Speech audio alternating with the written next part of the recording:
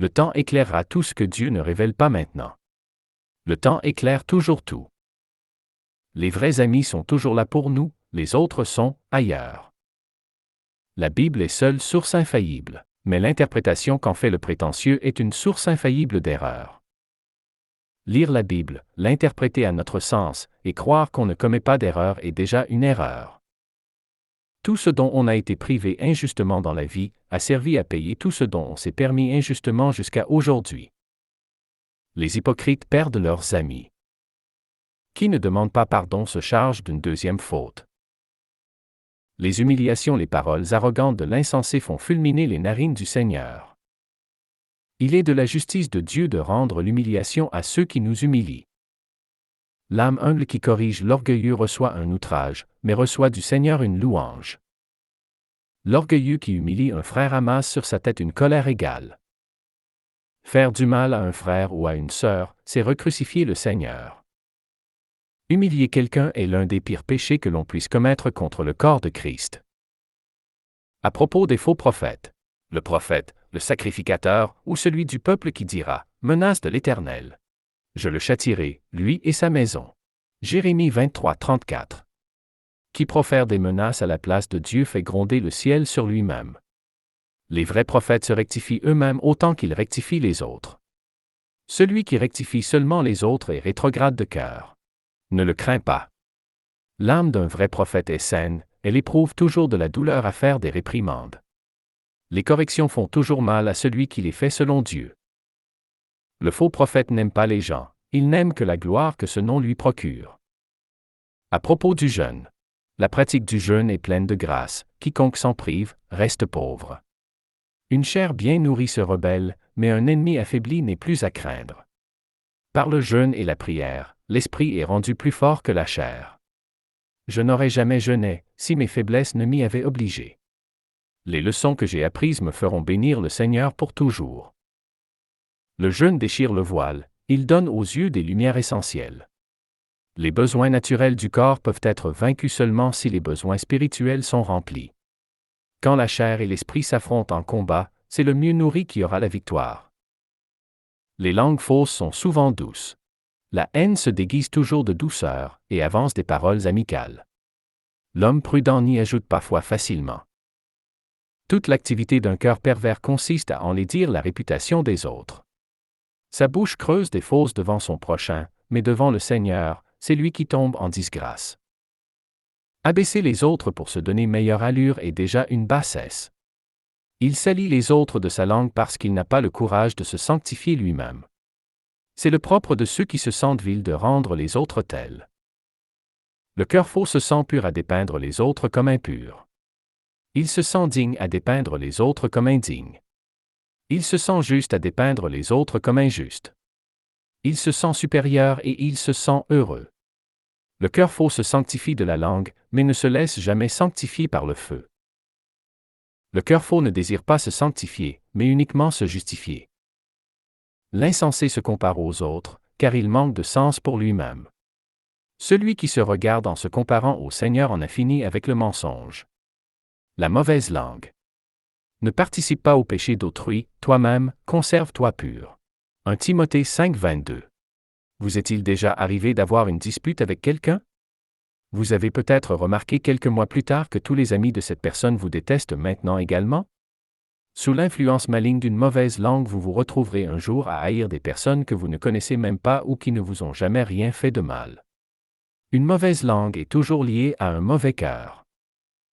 Si donc vous voulez conserver votre cœur pur, ne vous liez pas d'amitié avec une mauvaise langue, de peur de devenir une seule langue et seul cœur avec elle, et de peur d'être chargé du même péché devant le Seigneur.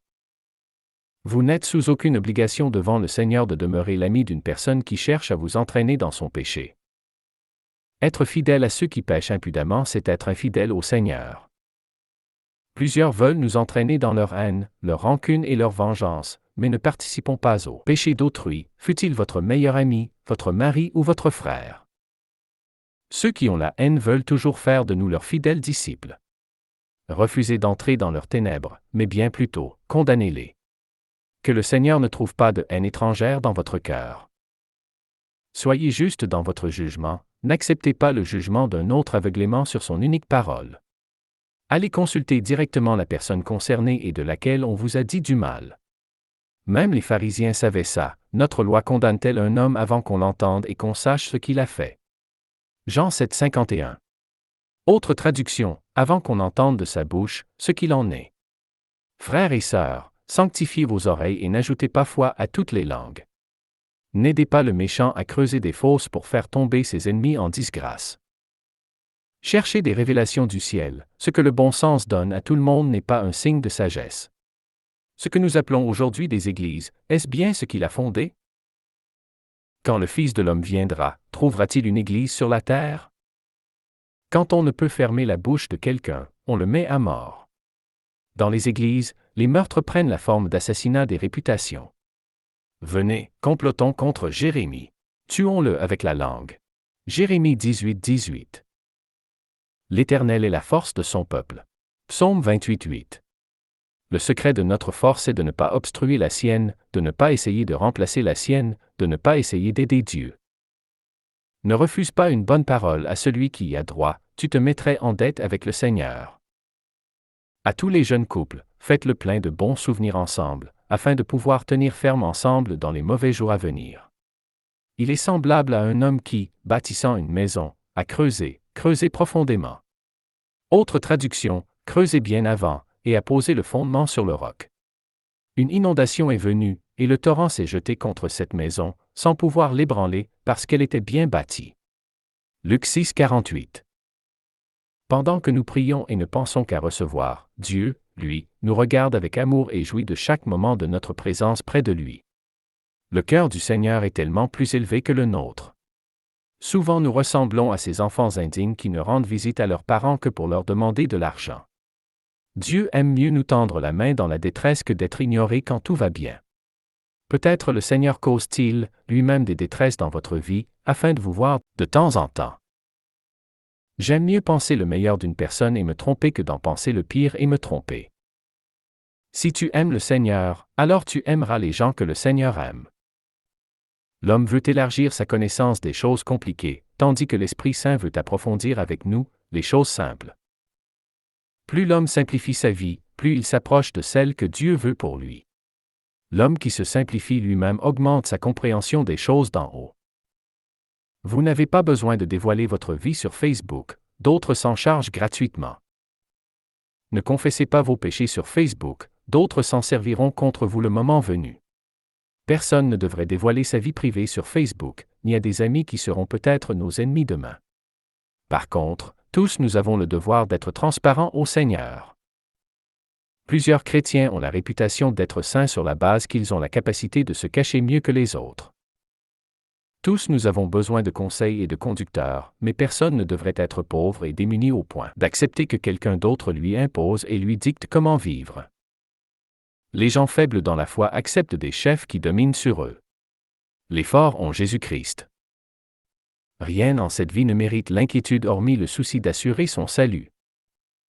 La faveur de Dieu sur celui qui est tombé malgré ses efforts est cette fois plus méritoire que celui qui est resté debout sans effort. Dans le Seigneur, les combats sont plus importants que les victoires. La conversion de l'orgueil à l'humilité est de loin la plus salvatrice. Il n'est pas anormal pour le chrétien de s'écrouler. Les relèvements du Seigneur sont des expériences 100 fois plus enrichissantes que celui qui n'a jamais eu besoin de relèvement. Heureuse ruine qui m'a permis de connaître, de voir et d'expérimenter une telle grâce. Quand Dieu ne nous exauce pas, c'est pour nous exaucer, c'est-à-dire pour nous élever. Si Dieu n'exauce pas le juste, c'est pour le combler de richesses intérieures. S'il le fait attendre longtemps, c'est pour que sa foi augmente. Les pourceaux ne songent qu'aux choses de la terre et ne prient que pour les biens de cette vie. La spiritualité n'est pas dans la théologie, elle est dans le cœur. Une doctrine fausse n'est pas nécessairement pernicieuse. Une doctrine n'est malfaisante uniquement lorsqu'elle amène une personne à mal agir. Plus une amitié est ancienne, plus forte elle est. Et plus une amitié est vieille, plus le sentiment de trahison est douloureux et profond. Dieu permet-les seulement, c'est parce qu'il veut nous combler de sa présence. Quand notre vérité biblique est plus importante que la charité évangélique, c'est que nous n'avons ni l'un et ni l'autre. Le propre juste vit sur une île déserte avec une poignée d'amis, il se sent fort dans le petit royaume de son esprit. Celui qui pratique la tolérance fraternelle habite le continent de la foule nombreuse des élus qui ne se peut compter. Il jouit de la force du nombre. J'ai toujours trouvé étrange que l'on prêche à l'église et que l'on prenne une voix basse dans la rue. À l'inverse, la prédication n'est-elle pas faite pour la rue et l'enseignement pour l'église? Prêchons-nous sans compromis à l'église parce que nous nous sentons en position de force, et parlons-nous à huis clos dans la rue parce que la timidité nous y oblige? Que Dieu nous vienne en aide, afin que nous fassions l'inverse. Je le dis tout haut et tout clair, je crois que l'unité des églises qui s'opère présentement sous nos yeux, elle est une puissante œuvre de Dieu sur la terre. L'unité des églises sera le prochain grand réveil spirituel du monde, un réveil d'une envergure sans précédent dans l'histoire. Tandis que les méchants antisémites et antichrétiens s'unissent de plus en plus d'un côté, les églises s'unissent de plus en plus de l'autre. Le choc sera titanesque avant le retour du Seigneur. Quand on rend grâce, on s'en attire d'autres. Il en est beaucoup que la maladie rend meilleure et qui en sont sanctifiés, tandis qu'une longue santé fait quelquefois vivre dans la stérilité. L'orgueil, il n'y a que ceux qui en ont des tonnes qui ont le toupet de dire qu'ils n'en ont pas. Se défendre d'avoir de l'orgueil est déjà de l'orgueil. Différence entre être touché par le Seigneur et être né de nouveau. Certains cœurs acceptent d'être touchés par le Seigneur, mais pas de le laisser changer leur intérieur. Ils acceptent le Seigneur de la bouche, sur les sentiments du moment, ils se convertissent à la Bible, mais pas à la sanctification du cœur. Les premiers sentiments évanouis, il reprend sa première dureté. À l'exemple de Saül, qui fut puissamment touché par l'Esprit de Dieu, il se relève et recommence à poursuivre David de sa haine. Il continue bien à lire la Bible, mais c'est davantage pour apporter de l'eau à ses controverses et à son amour de la contradiction. Il demeure à l'Église, mais il est une épine dans le côté. Il entrave le ministère du pasteur, et pour ses frères, il se montre un accusateur. Ce sont des parasites moqueurs. Psaume 35:16. Ils ont davantage la nature de l'ivraie que du blé. Frappés de stérilité, ils sont incapables d'aucune bonne œuvre. Et non seulement ils n'en produisent pas, mais ils découragent les autres d'en faire sous le prétexte de la doctrine du salut par la foi seule. Celui qui est né de nouveau laisse pénétrer la parole de Dieu au-dedans de son cœur et accepte dès le départ que se déroule en lui l'œuvre complète de l'Esprit sanctifiant. Il place devant Dieu tous ses projets. Il remet à son jugement leurs issues. Il accepte d'avance que Dieu les bénisse ou souffle sur eux. Il s'inquiète de la volonté de Dieu en tout temps et en toutes choses. Il s'examine chaque jour et déloge tous les péchés du cœur, jalousie, orgueil, esprit de dispute, convoitise, et tous les raisonnements faux que lui inspire l'esprit de la chair. Il est converti à la ressemblance de Jésus-Christ et la poursuit de toutes ses forces. Il accepte de bon cœur les corrections et accueille les conseils fraternels ou non. Il lit la Bible pour s'édifier lui-même et non pour disputer. Il tourne l'épée de la parole contre sa propre chair et non pour faire la guerre à ses frères. Il aime l'humilité, il en fait un mode de vie. Il fuit les honneurs, et les flatteries lui sont en horreur. Il aime la simplicité et à être petit. Il prie pour lui-même et non pour changer les autres. Il vit en paix et y laisse les autres. Il persévère dans l'action, il est riche en bonnes œuvres. 1 Timothée 6:18. Il a en horreur la stérilité des paresseux autour de lui, mais il ne les regarde pas de haut. Il est à l'affût chaque jour des bonnes œuvres que Dieu a préparées pour lui, afin de les pratiquer. Voir Éphésiens 2:10. Lorsque la vie le frappe, il pleure, mais ne se rebelle jamais. Il est docile et se repent facilement. Il porte toujours en lui-même l'esprit de David, l'esprit de contrition. Voir Psaume 51:19. Il marche en Jésus avec le même esprit de repentance qu'au jour où il l'a reçu. Voir 1 Corinthiens 2:6. Il défend la douceur, mais repousse sévèrement les diviseurs. Converti à la Bible, ou converti à la ressemblance de Jésus-Christ? Voilà ce qui établit la différence entre le blé et l'ivraie. Il n'y a pas assez de pelles sur terre pour enterrer les offenses passées que nous n'avons pas réparées. Tout ressuscitera avec nous, tout remontera de la terre devant celui à qui nous devrons rendre compte. Persécuteurs et accusateurs de vos frères, craignez. Pour qui est relâché, tout pèse.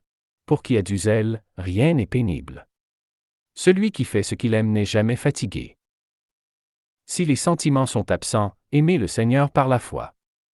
Aimer Dieu avec notre volonté est bien plus relevé, et de bien plus grand mérite que de l'aimer avec de doux sentiments qui viennent et qui partent sans dépendre de nous. Si malgré vos efforts, vos projets ne réussissent pas, il ne faut pas vous apitoyer, mais en comprendre qu'ils n'entraient pas dans le plan de Dieu. Le royaume de Dieu n'est pas fait de culpabilité, mais de liberté, de paix et de joie par le Saint-Esprit. Oui, nous devons parler de sainteté, mais pas la rendre lourde. Dieu aime la sainteté de son peuple, mais pas au prix de le rendre malheureux ou de lui faire perdre le sentiment de l'amour de Dieu. De tout temps il y a eu des sectes chrétiennes pour se croire meilleures que toutes les autres églises. Quand apprendrons-nous que se croire meilleur nous rend pire? Que la sainteté jointe à l'orgueil est souillée, et que la justice propre nous fait sortir de celle de Christ? La vérité sur la bouche et la fausseté dans le cœur. La vérité ne sauvera personne, mais la charité, jaillissant d'une foi sincère, sauvera quiconque. Au jour du jugement, on ne nous demandera pas ce que nous avons cru, mais ce que nous avons fait. Nous ne serons pas questionnés concernant notre théologie, mais concernant notre charité. Voir Matthieu 25, 31 à 46. Les qualités du cœur sont plus grandes au Seigneur que les doctrines erronées de la tête. Être dans l'erreur n'est pas un péché, mais être sans charité c'est avoir l'âme damnée. Ceux qui ont la vérité biblique dans la bouche et la dureté dans le cœur ne tiendront pas au jour du Seigneur.